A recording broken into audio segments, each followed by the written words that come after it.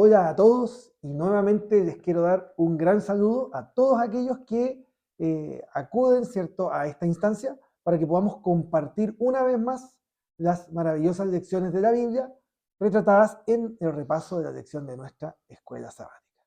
Y una semana más, querido Rudy, mi hermano Rudy Reich, quien me está acompañando, es un gusto nuevamente que podamos compartir, comentar, vivir juntos las impresiones que la lección va dejando a nosotros semana a semana.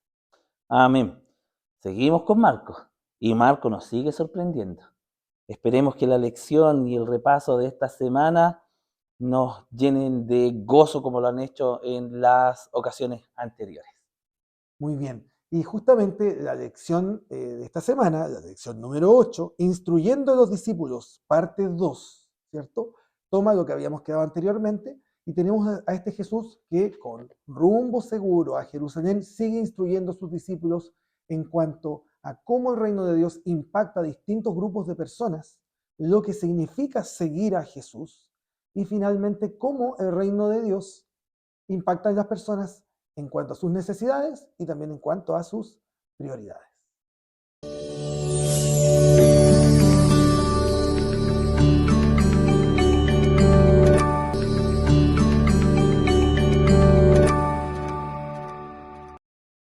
Y para nuevamente ir a tierra derecha, ir a la palabra misma, querido Rudy, en esta lección es llamativo cómo Jesús retrata que el reino de los cielos impacta a distintos tipos de personas de distintas clases sociales, en las distintas realidades de la vida. ¿Cómo lo muestra la lección en cuanto a eso? ¿Cómo impacta el reino estas personas en sus lugares, en sus realidades? Me gusta, Francisco, siempre aterrizarlo en los capítulos que estamos estudiando. Esta semana particularmente la lección, como una continuación de la semana anterior, se centra en el capítulo 10 de Marcos. Hasta aquí, el reino de los cielos sigue siendo la prioridad del Señor Jesús. Sin embargo, ya empieza a avanzar decididamente en su camino hacia la cruz y el Señor Jesús está muy interesado en que las personas ahora empiecen a aplicar en sus vidas lo que es el reino de Dios.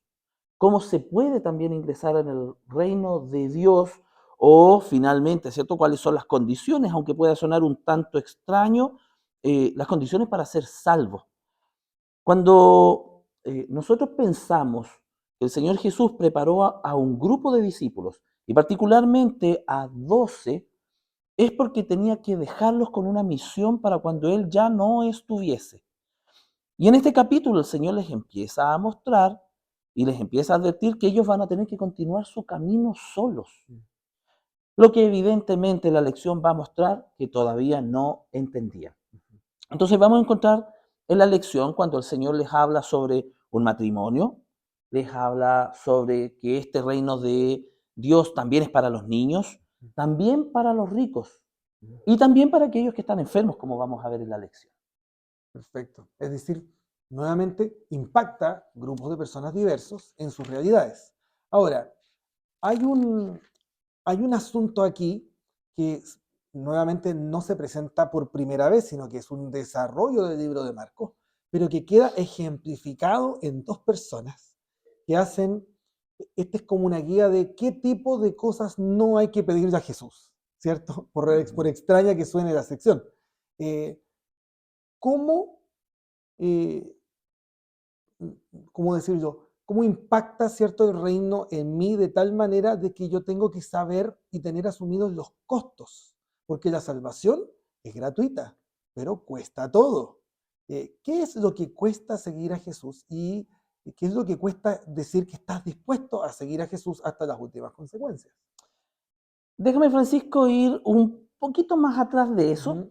para poder llegar, ¿cierto?, a esta petición que particularmente lo que tú estás mencionando está en el mismo capítulo 10, ¿cierto?, y es la petición de Santiago y Juan. Antes de eso nosotros encontramos cuando los fariseos confrontan al Señor Jesús con una pregunta sobre el divorcio. Y después, ¿cierto?, vemos cómo algunas costumbres tienen que ver con los niños o con un joven rico.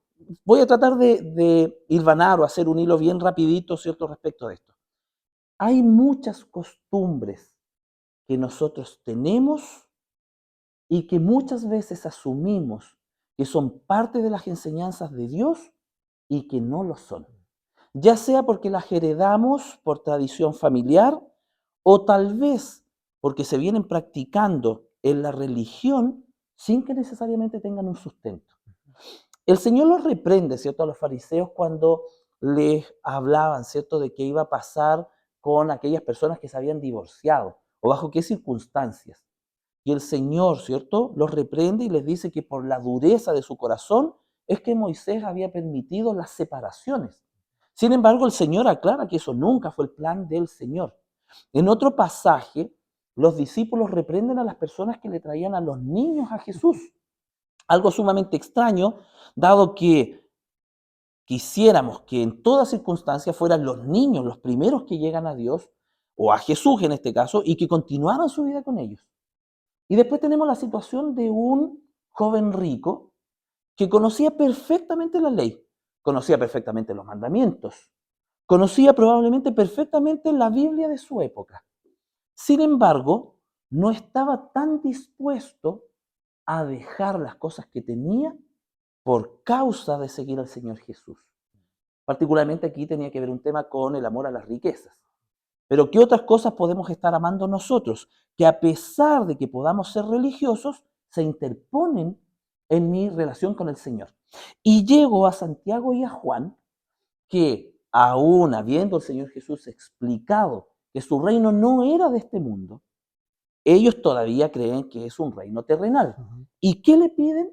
Ser exaltados en este reino terrenal, para que cuando Él entre a Jerusalén, asumiendo que iba a libertar, ¿cierto?, al pueblo judío israelita, ¿cierto?, que cuando Él empieza a gobernar, uno se sienta a la derecha y el otro a la izquierda. Si nosotros recordamos lo que estuvimos viendo en la lección, ¿cierto? Y espero que cada uno de ustedes pueda haber estudiado diariamente la lección. Se nos habla de que no es malo que nosotros tengamos ambiciones. De hecho, se nos invita a hacer cabeza y no cola. El punto es, ¿para qué quiero yo, ¿cierto?, conseguir las cosas? Mi ambición está motivada por un deseo egoísta de acaparar, de yo ser exaltado, o lo que yo quiero, lo quiero para servir al Señor. Evidentemente, Santiago y Juan no entendían cuando el Señor Jesús les dice, ¿ustedes están dispuestos a seguir la senda que yo voy a seguir o beber la copa que yo voy a beber? Y ellos muy entusiasmados les dicen, sí, sí queremos y sí podemos. Pero no entendían que la senda del Señor Jesús lo llevaba a la cruz y a la muerte. Y que la copa que iba a beber era el sufrimiento. Capaz nosotros por ahí pedimos cosas sin saber las consecuencias de lo que estamos pidiendo, porque pensamos que hoy es bueno, pero no sabemos qué es lo que va a pasar mañana. Así es. Por lo tanto, la fe realmente se muestra claramente cómo se contrapone con los deseos egoístas. Cuando me aproximo al matrimonio con un deseo egoísta, ¿cierto? Puedo hacer uso o desuso del cónyuge en malas maneras. Cuando quiero ahuyentar a los niños porque considero que no son pertinentes. Cuando tengo muchas riquezas y las pongo delante del Señor, o cuando quiero ser parte de este reino, pero por intereses propios. Y a esas muestras, ¿cierto?, de egoísmo, se contrapone, antes de terminar el capítulo 10 de Marcos, una historia muy interesante, que muestra como todo lo contrario, una persona que está dispuesta a despojarse de sí y a dar el paso de la fe. Y estamos hablando de este ciego llamado Bartimeo. ¿Cómo la historia de Bartimeo retrata el impacto que el reino de los cielos tiene en una persona en cuanto a sus necesidades y en cuanto a sus elecciones? Es una historia bien resumida, está en 6 versículos. Capítulo 10 del Evangelio de Marcos y particularmente los versos del 46 al 52. Y ahí relata cómo este hombre ciego, al enterarse que viene el Señor Jesús por el camino, Bartimeo está al costado del camino, de lo contrario, ¿cierto?, habría sido pisoteado por las personas que pasaban, ¿cierto?, o por los animales en el camino, él está a un costado. Cuando se entera que viene Jesús, empieza a llamarlo. Le dice, Jesús, hijo de David, ten misericordia de mí. toda la gente de alrededor lo empieza a hacer callar. Pero este hombre entiende que el que viene ahí tiene el poder para sanarlo. No se calla, empieza a gritar más fuerte. Cuando el Señor lo escucha, lo invita a venir a él, y es extraño que los mismos que lo estaban haciendo callar, Ahora lo llevo. pareciera que ahora quieren cobrar cierto reconocimiento y ellos mismos le dicen, ten ánimo, te está llamando. Sí, Me da la sensación que hasta le dicen, yo te tomo del brazo y te llevo. sí. Se encuentra con el Señor Jesús y en el verso 50, el Señor Jesús le pregunta, ¿qué quieres que te haga? Y me sorprende que este hombre, sin un conocimiento previo, es capaz de, en una frase, decirle al Señor exactamente lo que quiere. No se da rodeos, no le cuenta su historia, no empieza a contarle, cierto, su triste pasado, sino que simplemente él le dice, Maestro, quiero recobrar la vista. El Señor Jesús le dice, vete, tu fe te ha salvado. Al instante, dice la palabra de Dios, recobró la vista. Y podría haberse ido como tantos otros. Pero dice que ahora este hombre seguía a Jesús en el camino o por el camino. Todas las prioridades que este hombre tenía para recobrar la vista pasaron a un segundo, tercero, cuarto plano, porque él no se va, sino que ahora, habiendo recuperado la vista, recibido el milagro de Dios, empieza a seguir a Jesús en el camino. Se vuelve, según dice el relato, uno de sus discípulos.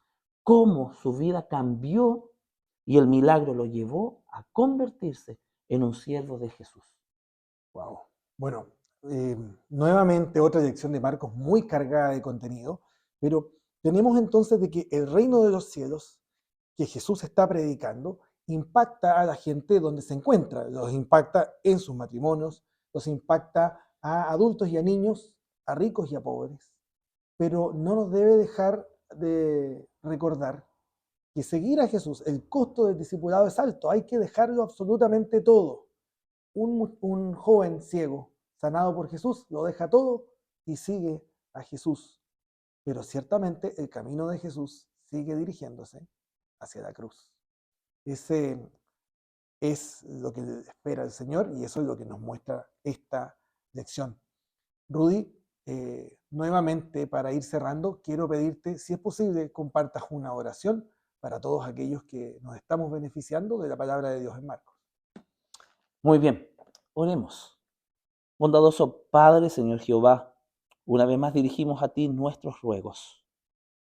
Señor, el camino de la cruz, mirado desde un punto de vista humano, puede parecer muy difícil. Este joven rico no se atrevió a seguirte por causa de las riquezas que tenía. Sin embargo, una persona que recobra la vista y que aparentemente podría haber tenido otros planes para el futuro, decidió dejarlo todo y seguirte a ti. Me hace recordar a Mateo también, Señor, a pesar de que estamos estudiando a Marcos. Padre, permite que nosotros mismos podamos ser como Bartimeo y podamos, Señor, entender que seguirte a ti en el camino es lo mejor para nuestras vidas. Y también, Señor, no solo para nosotros, sino para todos los que están a nuestro alrededor. Rogamos por aquellas personas que te están buscando, que están a la orilla del camino y que anhelan, Señor, tener un encuentro contigo. Clamamos tu bendición por nuestro Señor Jesús. Amén. Amén. Amén. Una vez más, Rudy, te agradezco Amén. por que podamos seguir siendo compañeros de travesía en este viaje por las Escrituras.